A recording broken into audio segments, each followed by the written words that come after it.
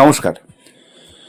আচ্ছা, আমি যদি বলি আপনি কি জানেন যে রাজ কাপুরের কালজয়ী সিনেমা সত্যম শিবম সুন্দরম এতে রূপা চরিত্রের জন্য প্রথম পছন্দ জিনাত আমানজি ছিলেন না?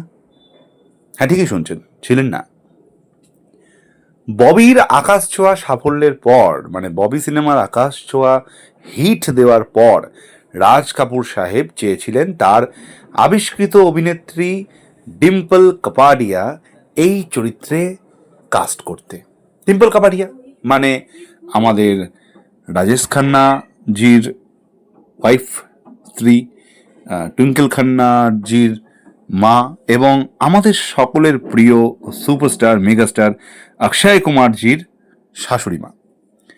সেই বিখ্যাত ডিম্পল কাবাডিয়াজিকেই কাস্ট করতে চেয়েছিলেন রাজ কাপুর সাহেব।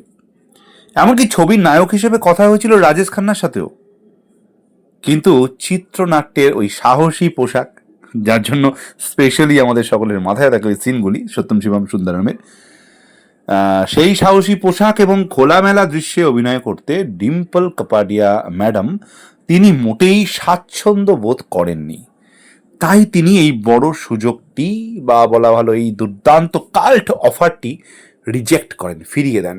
এরপর হেমা মালিনীজি এবং বিদ্যা সিনহাও একই কারণেই এই একই প্রস্তাব পেয়েও নাকচ করেন।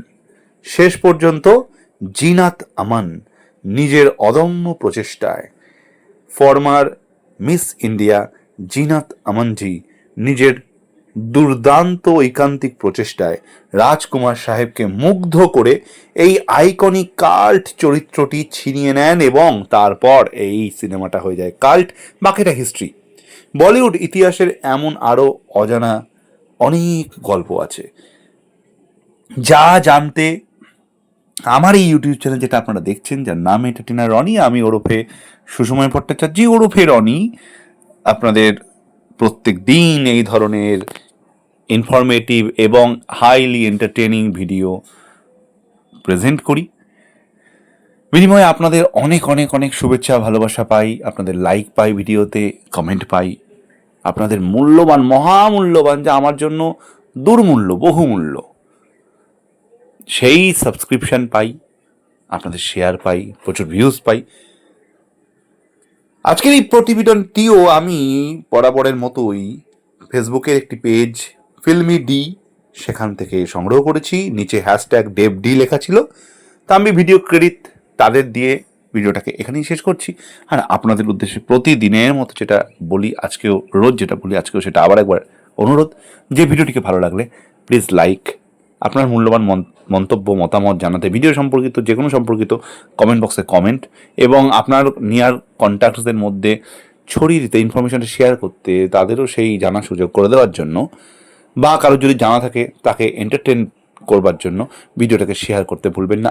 আর এটা করজোড়ে বিনীত নিবেদন, প্রত্যেক দিন এরকম ভিডিও পেতে, ভিডিওগুলোকে যদি ভালো লাগে তাহলে মাস্ট এখনও যারা সাবস্ক্রাইব করেননি, আর কোনো চিন্তা না করে, কোনো দ্বিধা দ্বন্দ্বর মধ্যে না থেকে, এটা অনুরোধ, চ্যানেলটাকে এখনই সাবস্ক্রাইব করতে ভুলবেন না। নমস্কার, ধন্যবাদ, খুব ভালো থাকবেন। কালকে আবার নিয়মিত সময়ের মতো, প্রতিদিনের মতো আরেকটি নতুন এন্টারটেইনার রনির চ্যানেলের তরফ থেকে ভিডিও নিয়ে হাজির হব আপনাদের কাছে। ততক্ষণ ভালো থাকুন, সঙ্গে থাকুন। নমস্কার।